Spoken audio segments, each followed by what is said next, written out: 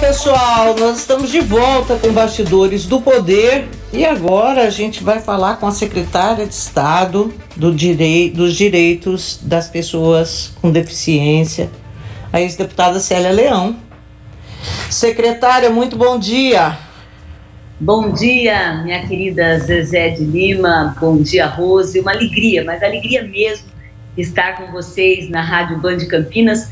Obviamente que a pandemia, se a gente pode dizer de verdade, o coração não trouxe nada de bom, no sentido de 600 mil pessoas foram embora, tantas consequências negativas, desemprego, enfim, sofrimentos, mas sempre tem o lado, diz que tudo tem dois lados, né? Outro dia me falaram, a bola não tem dois lados, falei, tem sim, a parte de dentro e a parte de fora, tem dois lados. Então, se a gente pode dizer, Zezé, que teve alguma coisa boa, foi que rádio, não que antes não fosse possível, mas não era comum, ou pelo menos eu desconhecia naquele momento, fazer rádio via YouTube ou via o que fosse, e a gente conseguindo, além de falar, né, a voz, que a rádio entra em todos os locais possíveis e imaginários, também ter aí a possibilidade de enxergar vocês, de falar com vocês, de ver vocês, e as pessoas também nos verem. Então, esse é o lado bom. Muito obrigada pelo convite, obrigada mesmo. Quero fazer um agradecimento especial, leve meu agradecimento à direção do programa, da Rádio Band Campinas e desse programa Bastidores do Poder. Eu acho muito interessante a gente falar, sempre vocês me conhecem, sempre falei de política, acho que política é uma coisa bonita, saudável, feita do jeito que tem que ser feita, né, obviamente, e eu gosto muito quando a gente tem possibilidade de estar ao vivo, literalmente em cores, como nós estamos aqui, e falar com todos vocês a respeito, obviamente, do assunto e tema que a rádio e que a programação tiver aí interesse, e no caso nosso aqui, certamente voltado à questão das pessoas com deficiência. Mas muito obrigada mais uma vez por lembrar da gente, por lembrar do Governo do Estado de São Paulo e por nos chamar, em nome da Secretaria de Estado dos Direitos da Pessoa com Deficiência, para estarmos um pouquinho juntos aí com Campinas e toda a região. Muito obrigada. Obrigada, senhora. Bom, secretária, acho que dentre as coisas hoje que mais preocupam o brasileiro está aí a questão do emprego. E o emprego para deficientes, esse é uma preocupação assim constante, né? Como é que está essa questão? O que o governo do estado tem feito para promover a empregabilidade das pessoas com deficiência?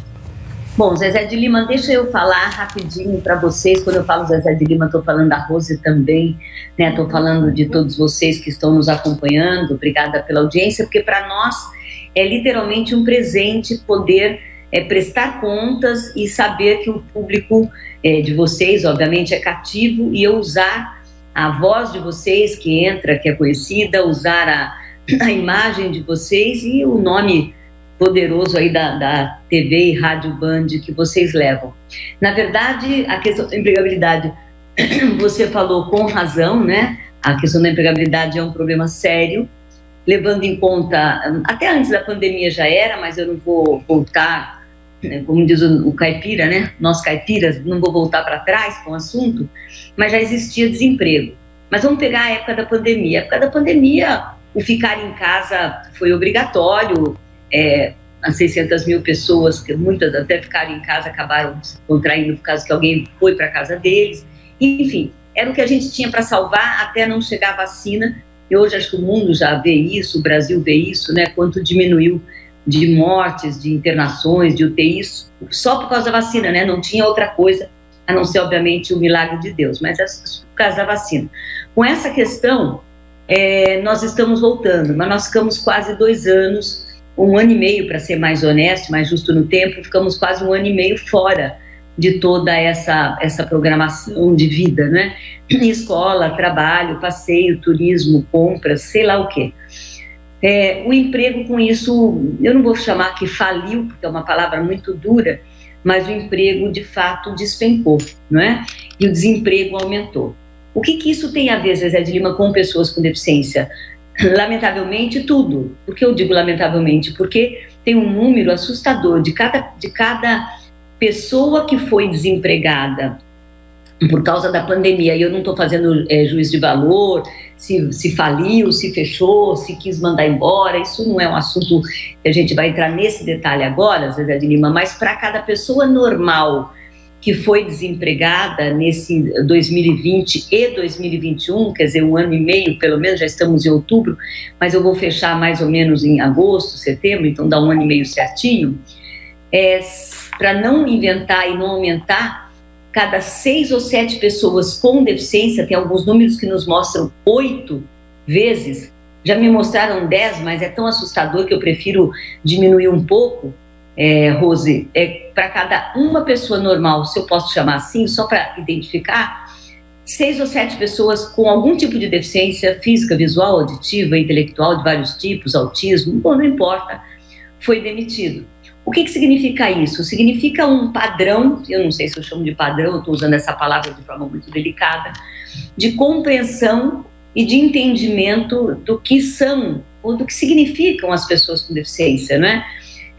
Vocês são muito jovens e continuam sempre jovens e muito lindas, mas há 30 anos passados, talvez, eu não sei se 40, a gente via nos jornais, eu era obviamente muito mais jovem do que hoje, na verdade jovem, mas a gente lia aqueles chamamentos de jornais, vocês que vivem a vida no jornalismo, na imprensa, na comunicação, né, tinha 1, 2 ou 3 folhas de jornais nossos da região e do estado e do Brasil, que oferecia emprego, né, oferta de emprego, recepcionista, datilógrafo, sei lá, qualquer coisa que tinha na época. E eram 2 folhas de jornal, mais ou menos, ou 3, dizendo de que precisava. A primeira coisa que vinha escrito, Zezé, era boa aparência, mas isso era crasso, isso era claro, Rose, sabe? Era uma coisa que, e pior, eu estou usando essa expressão. Lembro bem disso, boa aparência. Né? Então, não podia ser negro nem ter deficiência. Isso. Acho que você resumiu em 2 palavras com a sua sensibilidade e inteligência, Zezé. Não podia ser negro, mulher até podia para algumas funções, mas era até bom que de repente para outras fossem homens, né? E deficiente estava fora do escopo. Isso mudou para hoje? Se eu disser que não, vai por terra toda a nossa luta, não só minha, mas de milhares de pessoas e vocês da imprensa que nos ajudam também. Cobranças, críticas, aplausos que vocês fazem e que são absolutamente necessários. Então mudou, melhorou bastante. Está como a gente precisava que estivesse, não como a gente queria, né? Porque a gente quer a perfeição, mas está como a gente precisava que estivesse? Ainda não. Visto que a pandemia, como diz os especialistas, e a gente copia as palavras, a pandemia escancarou as diferenças entre nós, né? Entre nós, que eu digo sociedade. A pandemia escancarou brancos e negros, ricos e pobres. A diferença social, ela é estúpida, né? A diferença social, ela é grosseira em dizer quem vale mais, quem vale menos ou quem não vale nada. É muito complicado. Isso é bom, por um lado, porque nos acordou. Então, com as pessoas com deficiência, também nos acordou. Com a pessoa com deficiência, nos traz um diferencial que nós temos que ter um olhar mais aguçado, um olhar mais direto, um olhar mais preciso, né? Um olhar mais contundente, né? Com as pessoas com deficiência. Bom, o que eu quero falar? Oi, da empregabilidade. Tá, não, pode continuar que eu vou fazer uma pergunta dentro dessa questão da empregabilidade, mas pode continuar. Tá bom. Então, assim, vou falar para vocês.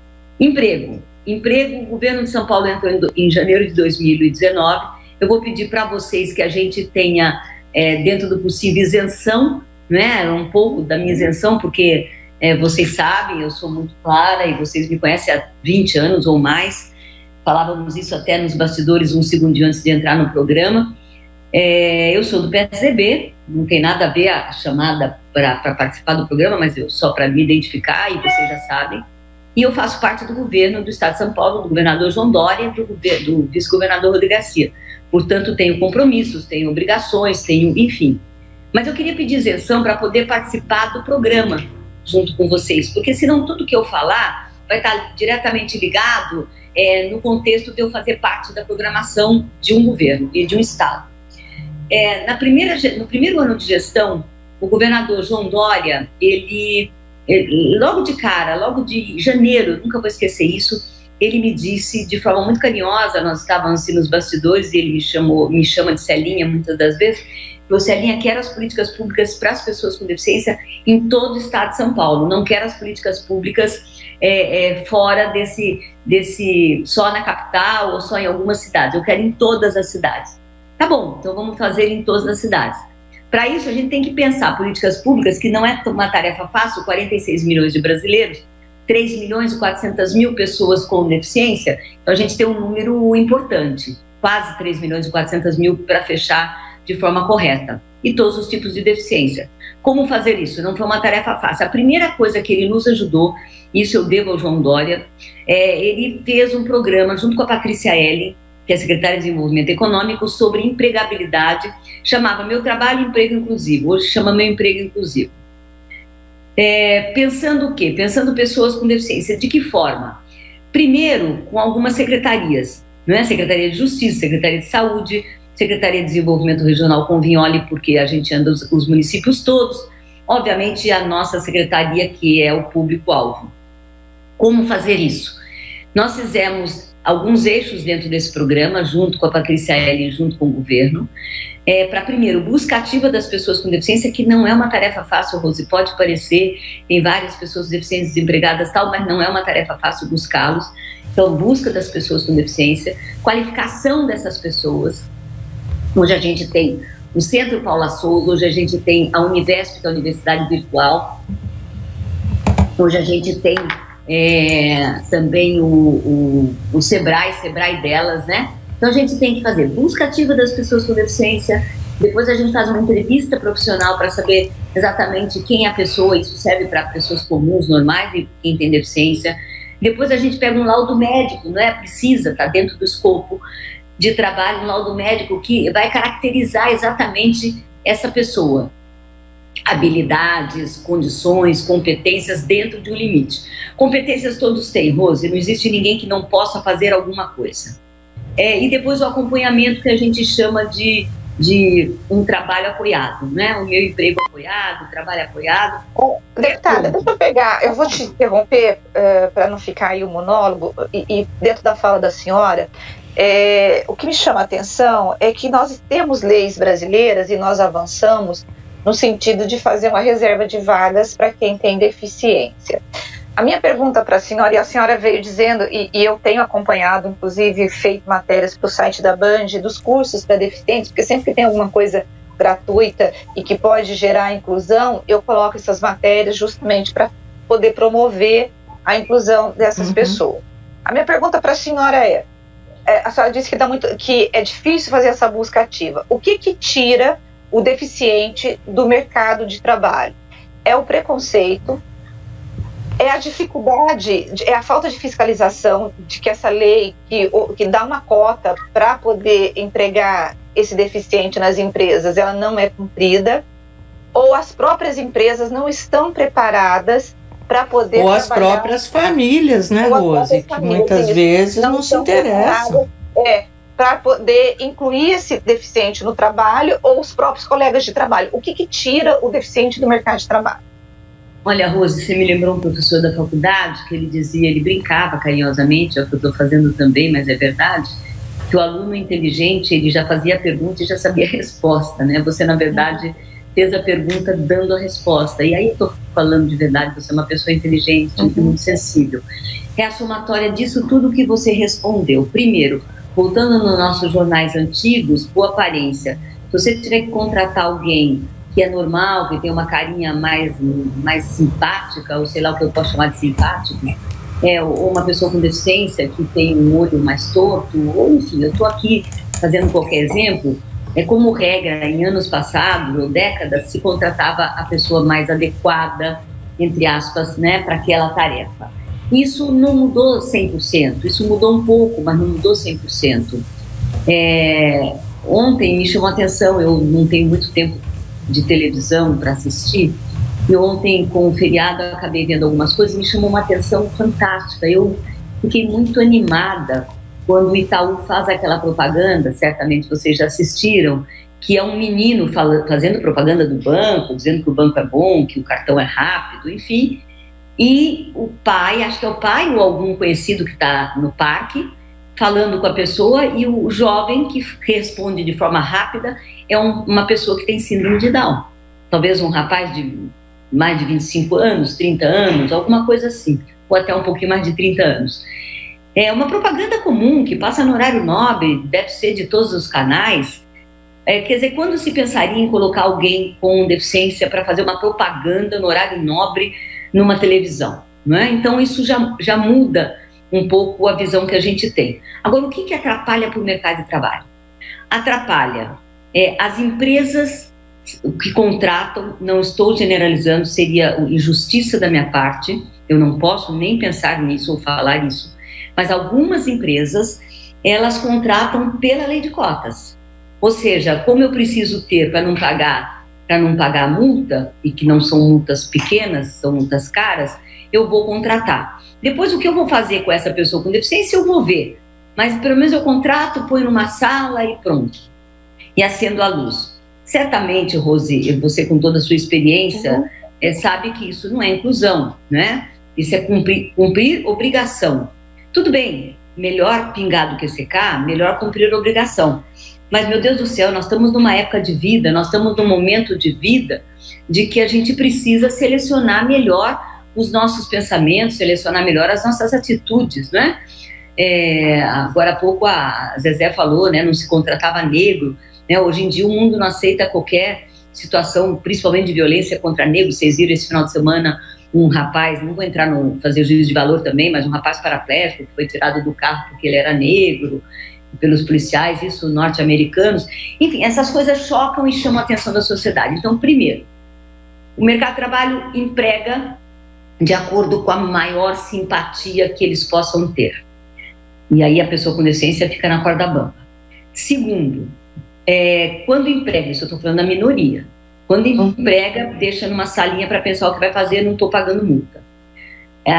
Vocês falaram com muita verdade, aqui não é nenhuma ofensa e peço licença para falar sobre isso. Muitas vezes as famílias também. As famílias porque amam, as famílias porque cuidam, a família porque abraça, a família porque protege. Né? Não quer expor, né?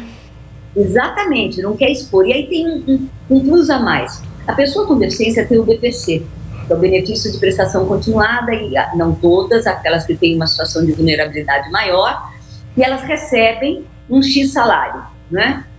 Um salário mínimo, e aí a família tem que ter um per capita mais ou menos de acordo com, acho que hoje, R$275 por per capita. Se o valor não for exatamente isso, é muito próximo disso. Quer dizer, é uma situação de pobreza, né? Não vou chamar de miserabilidade, mas vou chamar de pobreza. Se a pessoa recebe isso, muitas vezes ela recebe para si, porque se ajuda, se autoajuda, mas ela recebe também e acaba ajudando a família. O que pensa essa família? Essa família pensa, olha, ele vai sair daqui para ganhar 2 mil, eu estou fazendo um valor, inventando um valor. Vai sair daqui para ganhar 2 mil. Com esses R$2.000, vai ter trabalho, sair de casa, trocar fralda, ou ter que levar até o ponto do ônibus, ou ver um ônibus adaptado, bom, enfim, vai ter uma mudança de comportamento. Eu prefiro que ela fique aqui em casa com 1.200, ou 1.300, ou 1.500, do que fazer esse movimento. Além do que, a família enganada hoje, e não está com a informação correta, a pessoa com deficiência não perde o seu benefício, né? A pessoa com deficiência, ela continua com metade do seu benefício. Hoje a lei é clara nisso, uma lei recente. Então ela vai ganhar 2 mil, ela ganhava 1.000, ela vai ganhar 2 mil e mais 1.000. Vamos pensar assim em números equivalentes. E se ela sair desse emprego, ela volta a ganhar os 1.000 dela total, né? Ela vai ganhar os 500 que ela ganharia porque está empregada no novo serviço. Essa informação não chega muito claro, Rose, para as pessoas. Então, as pessoas sem informação têm dúvidas e têm medo. E depois, a última coisa que eu diria, para essa falta de empregabilidade, é a pessoa com deficiência se sentir muito à vontade, porque ela, ao longo da história da vida dela, ela não foi preparada para isso. Nós temos a base de dados, eu falo isso em 10 segundos e devolvo a palavra. Nós temos a base de dados desde dezembro de 2019, que mostra a realidade de cada município, quantas pessoas com deficiência, escolaridade, empregabilidade, a gente tem tudo na base de dados, todo mundo pode acessar, saber da região, saber do estado, é muito interessante e vocês devem conhecer essa base de dados. Eu vou passar de qualquer forma um link aqui para as pessoas entrarem. Essa base de dados nos mostra uma coisa perversa. As pessoas, eu estou falando de escolaridade agora, tem municípios no estado de São Paulo, e eu cheguei a ver 82%, Zezé, 84%, parece um absurdo, eu não estou inventando. A média é 65%, 75%. Que as pessoas são com deficiência não alfabetizadas, analfabetas, ou têm o primeiro grau, que eu já não chamo primeiro. Eu também nem vou saber como é que chama. Para mim é primeiro grau ainda. Não, nossa, ensino fundamental. Isso. Então, esse ensino fundamental, gente, está nos mostrando que a pessoa com deficiência, a Rose, tem ou ensino fundamental incompleto ou é analfabeto. O que significa isso? Quando a gente fala de ensino fundamental, puxa, foi até a 8ª série, é legal. E é importante, a gente sabe que é importante, principalmente num Brasil como o nosso. Mas quando a gente fala fundamental, Rose, a gente não está na 8ª série. As pessoas com deficiência fazem a primeira, a segunda, a quarta com sorte. Mas aí a omissão também não é do Estado. E quando eu falo Estado, eu estou falando do governo estadual, do federal e principalmente do municipal. Porque o que nós vimos na pandemia, e eu fiz matéria e falei com muitas mães, os mais prejudicados na pandemia foram os alunos com deficiência, porque muitas vezes eles não tinham acesso, não conseguiam acompanhar aquela educação pelas plataformas, e recentemente nós tivemos o ministro da Educação falando sobre essa questão de incluir o aluno com deficiência na sala de aula, que é uma luta muito grande. Aliás, a Célia podia falar sobre isso para a gente, né? Como ela vê. Exatamente, quero que ela fale, porque é uma luta antiga de você incluir esse aluno com deficiência numa classe de crianças sem deficiência. E a minha filha, ela passou por essa experiência. A escola dela era uma escola inclusiva, ela recebeu uma menina, uma aluna que não conseguia escrever com as mãos, porque tinha as mãos deficientes, e essa menina escrevia com a boca. O lápis, botava o lápis, e foi uma experiência fantástica para os alunos, porque eles receberam, eles abraçaram essa menina, e ela se tornou parte da turma, né? Então, é uma experiência que eu acho que é importante. Agora, o que a senhora achou dessa fala primeiro, o Estado é culpado por esses índices de educação inferior dos deficientes, e ele não tem conseguido responder e atender esse público? E segundo, o que a senhora achou da fala do ministro? Bom, Rose, vamos por partes. O Estado, a gente pode chamar de culpado, sim, ao longo da história de todos os governos, né? Não estamos aqui falando partidariamente, nem como falaremos. De todos os governos. Mas eu penso que hoje a gente podia trocar, principalmente aqui no programa, mas no dia a dia também, a palavra culpado por responsável, porque aí você dá um adendo a mais de que isso é possível ser refeito, ou começar a fazer, né? Ou refazer ou começar a fazer.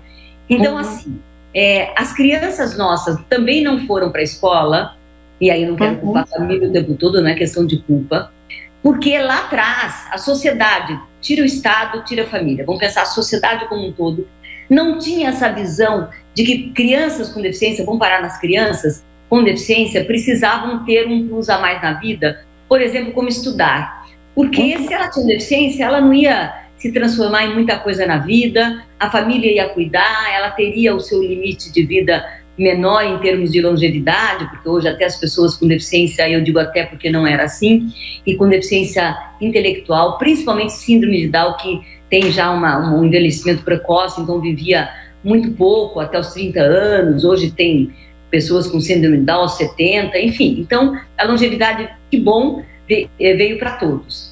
Mas então não tinha essa visão. Pessoa com deficiência morria antes, estou sendo muito dura e muito fria, mas para a gente entender a realidade dessa sociedade nossa. A pessoa com verdade. É verdade.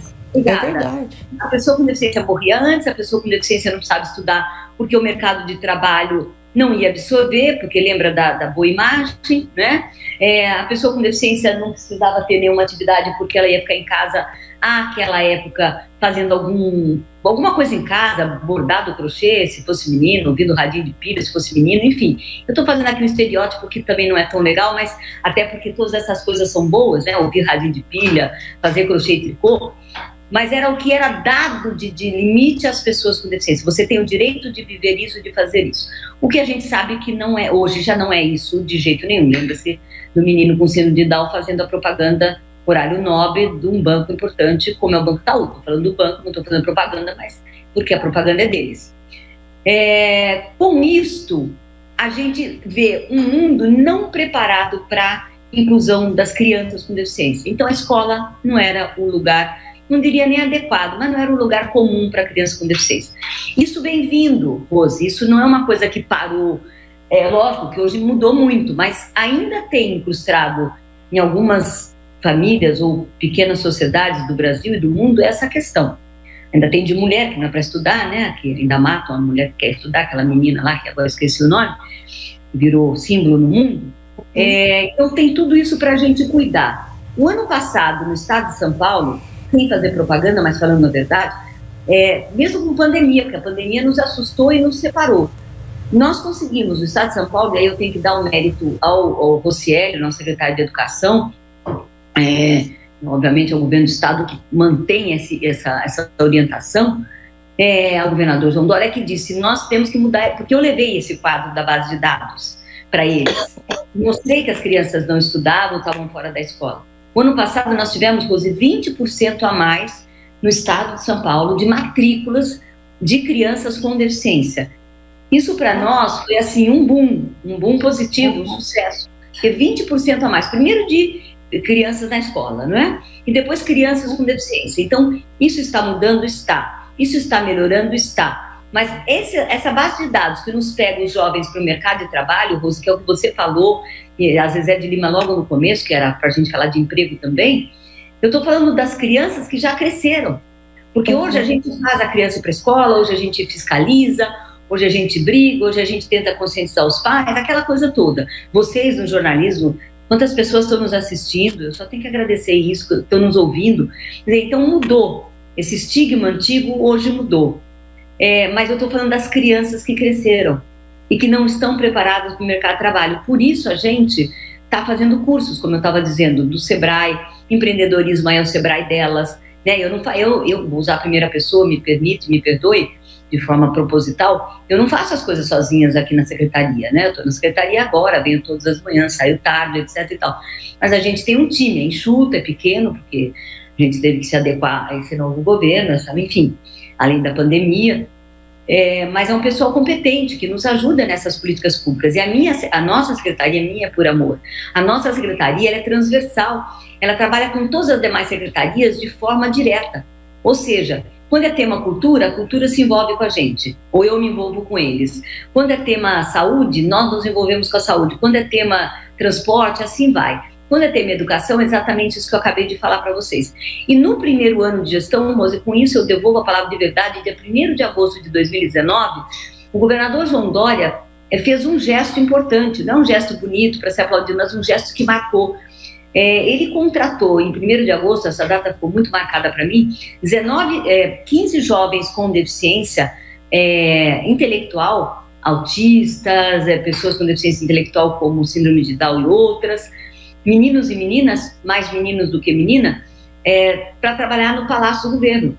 E eles entraram com crachá, eles entraram com horário para entrar, com horário para sair, tem que devolver aquilo que foi cobrado, pedido para eles trabalharem, horário de almoço, tem salário, então é tudo certinho, não é porque a Rose é normal, trabalha no Palácio do Governo, e a Zezé de Lima também tem os horários, recebe as pessoas com deficiência também. Então isso é uma mudança de comportamento, ao invés de só falar, porque palavras convencem, né? O exemplo arrasta, então ao invés de só falar, fazer também. Aí com isso a gente tem trabalhado, as secretarias de Estado, cada uma tem uma pessoa com deficiência contratada, e como a gente brinca, né, não é para fazer boniteza, é para mostrar que a gente pode fazer, pode bem aproveitar as pessoas com deficiência, porque talento todos têm todos. Ninguém, sabe aquela coisa antiga que a gente usava? Ninguém é tão pobre que não tem nada a dar, ninguém é tão rico que não tem nada a receber. Célia, fala, em relação à pergunta da Rose, né? Porque essa história de ter classes inclusivas, então o ministro da Educação tem se colocado frontalmente contra, dizendo que você acaba comprometendo o andamento de toda uma turma por causa das crianças com deficiência e que os professores, né, o corpo docente, ele ainda não está preparado para isso. Como é que você vê isso daí? O que tem de verdade no que ele diz? Fala para gente. Olha, Zezé, esse tema me incomodou sobremaneira e eu espero que tenha incomodado o Brasil como um todo. Respeitando a liberdade das pessoas, isso chama-se democracia, respeitando a posição das pessoas, porque nem pode ser diferente. Nesse momento, quem estiver nos ouvindo e participando pode pensar, pronto, entrou a questão político-partidária, porque lá é Bolsonaro, aqui é Dória, lá é o partido, aqui é outro. Eu pedi isenção logo no momento que nós começamos a sua programação de vocês. Para mim, Célia Leão, vou falar como ser humano, como mulher, como mãe que sou, como pessoa e, sobretudo, como secretária de Estado de uma pasta importante. Claro, fazenda é importante, são bilhões, saúde, educação, mas tratar das pessoas que hoje somam mais do que a população do Uruguai, de todas as idades, de 0 a 100 anos, para nós da Secretaria, e tenho certeza que para o governo também, é uma grande obrigação do Estado, uma obrigação feita com amor. Voltando ao ministro, a gente faz uma brincadeira com as pessoas com deficiência por liberdade e com respeito, que a gente tem essa facilidade, que a gente brinca, né? É melhor ouvir que ser surdo, né? A gente sempre brinca, é melhor ouvir que ser surdo quando alguém fala uma besteira. Nesse dia que eu li e ouvi as palavras desse ministro, eu brinquei ao contrário, né? É melhor ser surdo nesse momento do que ouvir. Porque para mim pegou de maneira muito forte e desconstruindo toda uma história de, pelo menos, eu vou falar o que eu conheço. Claro, os livros me ensinaram mais do que isso, mas desconstruindo uma história, Rose, que você tinha feito a pergunta, Zezé enfatizou, e que bom que eu tinha, na verdade, esquecido de responder, desconstrói uma história de 40 anos, pelo menos aonde eu conheço, que é a luta diária para dizer para as pessoas normais da sociedade, me permita um parênteses, eu fui normal, se eu posso chamar assim, né? Eu andei até os 19 anos antes de um acidente de carro, e desconstruir uma história de inclusão. Quer dizer, desconstruir aqueles que são deficientes de qualquer deficiência, que eu não vou repetir, para entrar na sociedade, na vida comum de todo mundo. Não foi fácil, Rose, não é fácil, Zezé. E eu falo isso depois de 40 anos nessa minha cadeirinha de rodas, e não falo com tristeza, não, mas a emoção sempre toca, e é verdade, que é uma construção diária, é uma construção do dia a dia mesmo, de falar com as pessoas, de mostrar para as pessoas, de fazer, quando no parlamento, e vocês me acompanharam para e passo, até como vereadora de Campinas, eu tive o privilégio lá naquela época de fazer a nossa lei orgânica e um capítulo garantindo o direito às pessoas com deficiência, estou falando de 89, 90, tem muito tempo, vocês eram super meninas, continuam ainda lindas e moças, mas eram super meninas, garantindo o direito das pessoas com deficiência, Rose. E aí vem uma pessoa que se diz capacitada, não vou fazer juízo de valor, que foi chamado de ministro porque foi convidado pela presidência da República para assumir esse papel, e um ministro que não é nada mais, nada menos de uma pasta que é a fundamental, tirando a saúde, que garante a vida, que é a educação. A educação leva informação, informação leva poder, poder no sentido de saber os seus direitos, né? Não é poder pelo poder. E diz que, eu ouvi isso, que crianças com deficiência não podem estudar, não deveriam estudar a escola regular, porque atrapalha os alunos, os outros alunos, que não precisa nem dizer os outros alunos normais. Isso é o maior absurdo que eu podia ouvir de alguém. Se você dissesse para mim, Rose, olha, uma pessoa simples, que nunca foi na escola, uma pessoa que mora no sítio desde que nasceu, olha, eu ainda ia entender. Mas uma pessoa letrada, chamada de excelência ministro e da pasta da educação, eu penso que ele devia voltar para a nação e pedir desculpas. porque a minha posição, sou absolutamente contra o que ele disse. É nenhuma construção, não ajuda em nada, porque a Rose me contou uma coisa agora, a nós todos, que me chamou muita atenção. Imagina uma classe de crianças comuns, uma escola de inclusão, que é legal, normal, natural. Veio uma menina, amiguinha da filha dela, do filho, e lá na classe ela escreve com a boca. Todo mundo escrevendo com a mãozinha, desenhando, e ela com a boca. No mínimo estranho, é óbvio que é estranho, é diferente, mas é legal. E as outras crianças, eu tenho certeza, eu não estava na classe, estou pegando a historinha legal da Rose, mas eu tenho certeza que as outras crianças, rapidamente, até em casa, foram tentar escrever, ou até na escola com a boca, porque as crianças não discriminam. Sabe o que foi mais legal, Célia? Às vezes, eu fico até emocionada.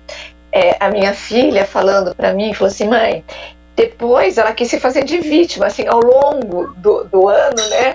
Ela quis se fazer de vítima, e nós chegamos para ela e falamos assim, filha, se você tem esse problema, nós também temos outros. Então, sacode a poeira e vamos embora. Eu achei tão interessante, porque elas não deixaram essa menina no lugar de coitada e de vítima. E aí, o olhar delas foi assim, você é uma de nós. Se você tem esse problema, nós temos outro. Eu achei isso, Célia, assim, eu fiquei olhando pra minha filha, eu falei, eu não teria essa maturidade dessas crianças, desses adolescentes, porque eles eram todos adolescentes na época. Estou anotando a frase. Se você tem esse problema, nós temos outros. E tenha certeza, Rose, que eu vou usar em algum momento das minhas falas, dos meus debates, ou de alguma palestra, e eu vou dar o nome a quem, né? Vou dar o nome a Rose. Porque é fantástico. Se você tem esse problema, nós temos outros. E é o que a gente sabe, todo mundo, não é assim, todo mundo é deficiente, é uma frase feita, não. Todo mundo tem problema e nós temos que coordenar e organizar esses problemas. E o tamanho dos problemas, me permita, de forma muito simplista, Rose e Zezé, o tamanho do problema a gente é que faz, entre aspas, né? Eu vou pegar aqui agora, com muito carinho, sempre saudade, e já derramei muitas lágrimas, com a morte do Dudu, que era um dileto amigo nosso de muitos anos, o Dudu Braga, e que fazia parte do nosso conselho gestor aqui na Secretaria. Nós temos um conselho gestor com 10 pessoas da sociedade, para acompanhar com a gente uma vez por mês reuniões, como o João Dória fez na Prefeitura, ele fez no Governo do Estado, e eu criei o comitê, o conselho, e o conselho Dudu fazia parte. Ele era cego e tinha uma série de competências para nos ajudar. Depois veio o segundo câncer, que vocês acompanharam, né? Então, quando eu digo o tamanho do problema a gente é que faz, é muito simplista, né? Porque ninguém quer ter um câncer e morrer dele, ou qualquer outra doença, ou qualquer outro problema. Mas, tirando essas enfermidades que nos levam, eu conheço gente que é amputado de 2 dedos, não estou mentindo, nem inventando, 2 dedos de um pé, por causa de moto. E hoje eu não sei, mas há anos passados era o maior problema da vida dessa pessoa. Era um rapaz, mas era assim, era um problemão. Ele não podia nem viver mais porque não tinha 2 dedos do pé. Eu brincava, você tem mais 8 e tal. Eu conheci uma senhora, que vocês devem ter ouvido falar, Lourdes Guarda, que viveu no Hospital Matarazzo 50 anos. Ela ficou paraplégica, amputou perna, ela ficou deitada há 50 anos. Eu viajei com essa Lourdes Guarda pelo Brasil, pela América Latina. Ela não levantava, ela não sentava, ela era amputada de uma perna, ela não tinha os quadris bem formados para poder sentar. E ela ajudou milhões de pessoas, ela fez muita coisa boa, e acho que ainda faz, né, na esperança e na fé, que a gente sempre faz as orações para a Lu também. Não tinha problema. Ela estava sempre sorrindo, sempre resolvendo e sempre ajudando. Então, quando eu uso essa expressão, o tamanho do problema a gente é que faz, de um lado lembrando do Dudu Braga, com todo amor e respeito, e, por outro lado, lembrando da Lourdes Guarda, que tinha um baita de um problemão e que conseguiu, como você mesma disse, se você tem esse problema, nós temos outros. E assim... Célia, a gente tem que terminar a entrevista, mas eu queria fazer aqui o papel de advogado do diabo, né, nessa história da educação. Eu sou defensora, claro, dessa inclusão, da presença de professores de educação especial, e os professores defendem essa inclusão. Mas nós temos casos, eu tenho 2 casos práticos de pessoas conhecidas. Uma é até de um editor da Band que tem um filho com deficiência, e ele não conseguiu matricular o filho numa escola que ele gostaria que estivesse por conta do georreferenciamento, e ele teve muita dificuldade para matricular e achar uma escola para essa criança, né? E um outro caso é de uma criança que tinha uma doença, não sei se vocês já viram falar, daquela que se tocar a pele sai. Sim. Sabe? E aí, sabe? Aí a escola, ela disse assim, nós não temos como cuidar desta criança, porque se algum aluno chegar nela, encostar, vai ter um problema. É como, Célia, resolver essas questões que são, assim, a escola até quer, mas não tem como cuidar. E a presença do professor de educação especial, ela precisa ter mais professores de educação especial para que essa inclusão realmente aconteça? Sim. Vou começar pela pergunta de forma verdadeira, olhando para vocês, olhando na nossa telinha aqui. Claro, quanto mais professores e professoras especializados nesse ou naquele tema, no caso crianças, alunos, estudantes com deficiência, pode ser crianças, pode ser jovens, pré-adolescentes, tiver, não vai fazer mal para ninguém, porque ele vai estar especializado a cuidar de criança normal, de estudante que não tem problema, vai estar especializado em cuidar de alguém que chegue com alguma dessas dificuldades maiores, vamos chamar assim. Agora, há casos e casos, Rose, e eu tenho que ser muito verdadeira. Quando a gente diz, não, a escola regular para todo mundo, eu também acho que tem que ser para todo mundo. Então você quer fechar as entidades, você quer fechar as APAES. Não, eu não quero fechar nada, eu só quero que a sociedade tenha essa consciência, e as instituições também, né? Cada vez mais, para daqui a 10 anos, ou 20 ou 30, e algum tempo eu já não estarei mais por aqui, mesmo com longevidade, não estaremos mais daqui a 100 anos, que o mundo seja outro e para melhor. Agora, nesse caso que você reportou, de uma criança que não conseguiu a matrícula, casos específicos de a mãe e o pai querem colocá-lo. Geograficamente falando, não conseguiram naquela escola, que obviamente seria melhor, porque quanto mais perto tiver da escola e a moradia, melhor, e talvez não tivesse alguém para cuidar especificamente daquele tema. Aí, desculpa, Rose, aí é um caso específico, me permita dizer, tem que falar para mim, tem que falar para alguém. Né? Isso tem que chegar aos ouvidos do governo, aos ouvidos de uma secretaria como a nossa, que cuida disso 24 horas por dia, ao ouvido da Secretaria de Educação, da diretoria regional, sei lá. Porque se não chegar, Rose, a gente não sabe do problema.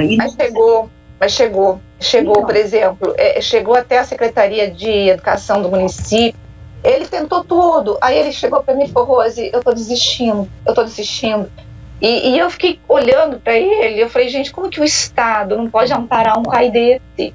Como que o Estado pode ser tão omisso não desse pode, jeito? Não pode. Né? Então, o que eu falo para você? Não sei esse caso exatamente neste dia de hoje como está, mas peço que depois, fora do ar, obviamente, você me reporte, para a gente ir atrás de uma solução se não estiver solucionado.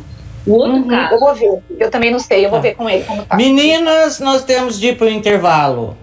Sendo puxado a orelha. Nós vamos fazer assim, nós vamos combinar um outro dia para a gente continuar esse papo, que foi ótimo. E eu tava me lembrando, Zezé, eu tô ficando velha, viu, Célia? Porque a Célia, quando ela ganhou para vereador, Zezé, não sei se você se lembra, ela causou um furdúncio aqui em Campinas, porque não tinha como ela chegar ao plenário, ela entrou com uma menina para poder, e aí a Câmara teve que instalar elevador rapidamente para poder promover a inclusão. Mas olha, foi muito bom falar com você, a gente vai marcar mais vezes. Muito obrigada, e a gente se fala logo de novo, tá bom? Aí a gente pega você pro último bloco do programa e fica conversando aqui na sala depois. Encerra e fica conversando, tá bem? Um abraço. E um bom dia de trabalho para vocês. Tchau, Zé. Tchau. Obrigada, Célia. Tchau.